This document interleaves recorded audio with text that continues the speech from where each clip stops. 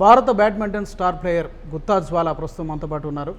ఇటీవల కేంద్ర ప్రభుత్వం ప్రకటించినటువంటి పద్మ అవార్డుల్లో ఆమె పేరు లేకపోవడం పట్ల ఆమె చాలా ఆగ్రహంగా ఉన్నారు, చాలా కోపంగా ఉన్నారు.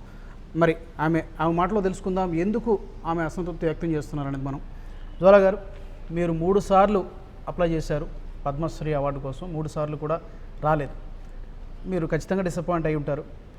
కారణం ఏమై ఉంటుంది అనుకుంటున్నారు?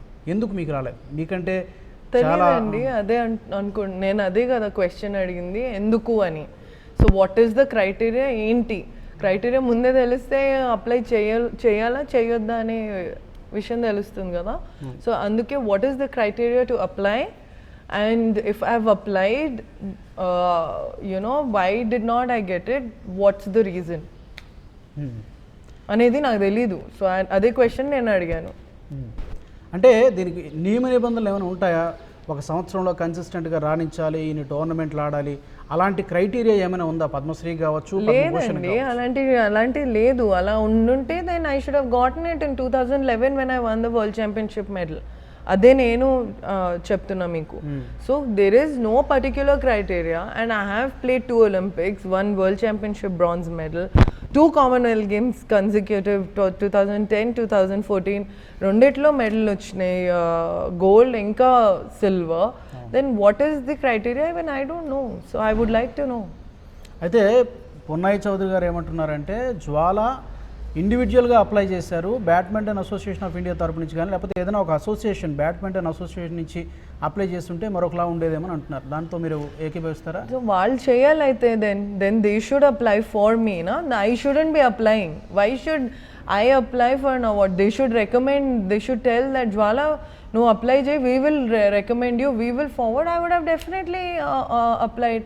నేను వెళ్ళి వాళ్ళని అడగడం ఏంటి నా గురించి అప్లై చేస్తారా చేయరా అని? That I will never do. So but as far as I know Telangana government had applied for me. So government applied సరిపోతుంది కదా, స్టేట్ గవర్నమెంట్ సరిపోదా? అది కూడా అంటే గవర్నమెంట్ ఆఫ్ తెలంగాణ అప్లై చేయలేదంటారా? మీరు వాళ్ళు చేశారు అని నాకు చెప్పారు, అది నేను చెప్తుంది. గవర్నమెంట్ ఆఫ్ తెలంగాణ అయినా కూడా దొరకలేదు అది.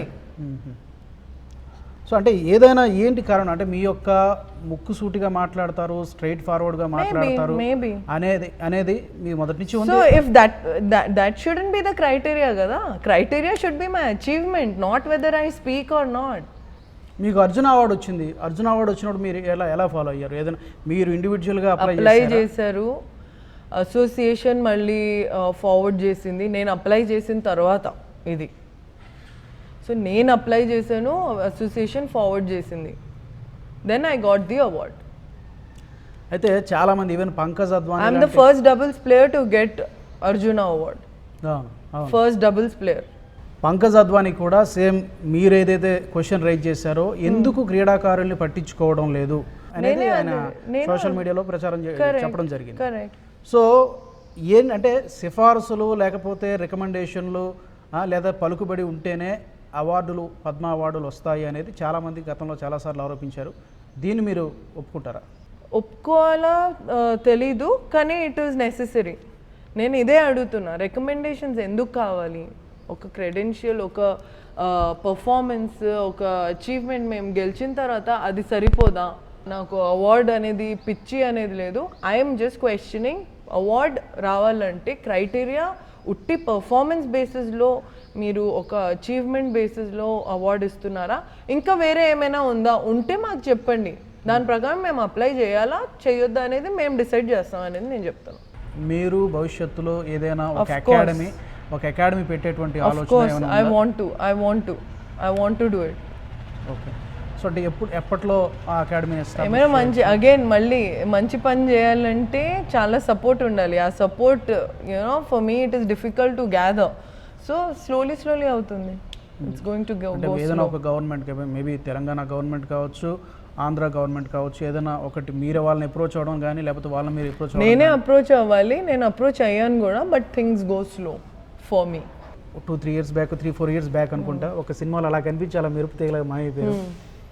మళ్ళీ మీ బిగ్ స్క్రీన్ మీద ఎప్పుడు చూసే అవకాశం ఉందా మీ ఫ్యాన్స్కి, మీ ఫాలోవర్స్కి?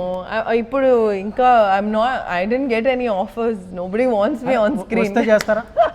వస్తే మంచిగా ఉంటే then I will think about. ఎలాంటి క్యారెక్టర్స్ చేస్తారు? క్యారెక్టర్స్ అనేది నేను ఆలోచించలేదండి. I don't no.